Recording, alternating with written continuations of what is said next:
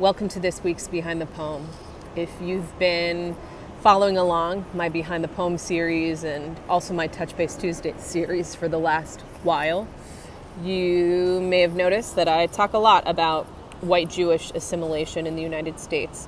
And I'm not going to spend a ton of time on what I'm about to note, but I really encourage you to do your own research and check it out. And it's about this, that there is a deepening alignment happening between white evangelical Christians and Jewish Zionists.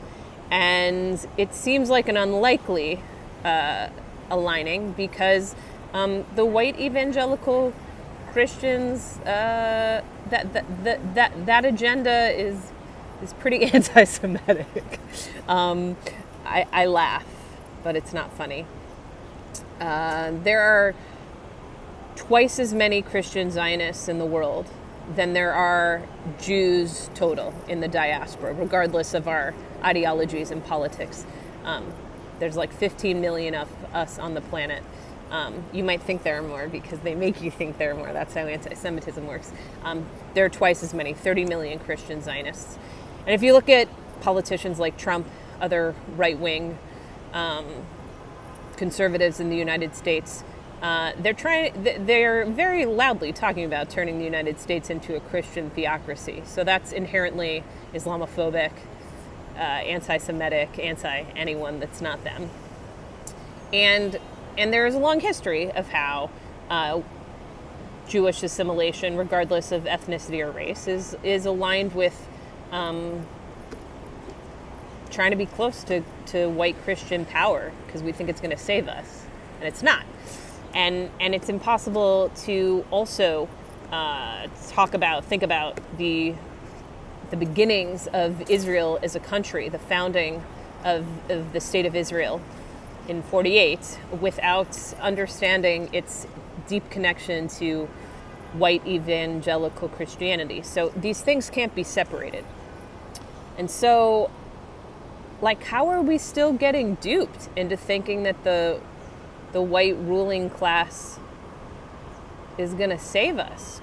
Because they're not. The Romans didn't. Whole lot of people in a whole lot of different continents and countries around the world didn't. We're going to be on the first boat out of here if Trump wins. So, who's missing the memo? It's not helpful to align with anti-Semitism is a way to think it's going to save us from anti-Semitism. Then we got duped. So this poem is called My Whiteness. I wrote it in 2010. An early poem on my ongoing wrestling of being both white and Jewish, since the Jewishness is not subject to change, but sometimes the whiteness is, based on who's going to decide who is actually white. My whiteness. My passable, once immigrant, yet still haunted by other pure whiteness. My complex. My passable, acquired complex. Not ghettos or branded forearms, my Columbus discovered. My Lower East Side tenement. My Brighton Beach memoir. My great-grandparents moved uptown to East 79th Street, and my father asks why I wanted to move to Brooklyn when my great-grandparents were trying to get out. My turned tables. My complex.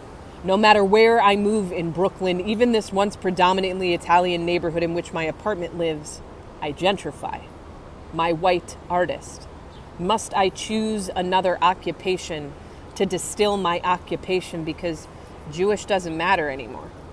I have been white since shortly after our last downsizings, since shortly after the ovens burned, since shortly after the white Anglo-Saxon Protestants beat my father to a pulp at the East Coast boarding school in the Berkshires, but of my whiteness that clenches my cheeks, that hails me cabs, that never feeds me an ounce of midnight cackle or fear, that savior industrial complexes me, that gentrifies the neighborhood, that moved to the third stop off the L train in Williamsburg to be away from the gentrification, and now there are 2 new clothing stores and a waffle eatery next to a beer store, and isn't it my fault they opened up because I'm young and white, and isn't it still my fault even if I don't want them there and I want to move deeper into Brooklyn where I'll have more space and cheaper rent, and won't I just keep pushing everyone out by nature of my skin until I'm all the way back at the end of Brighton Beach, back where my great-grandparents wanted to leave?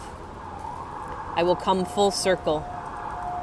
I will always be white now, whereby I beat to a pulp everything else in this city.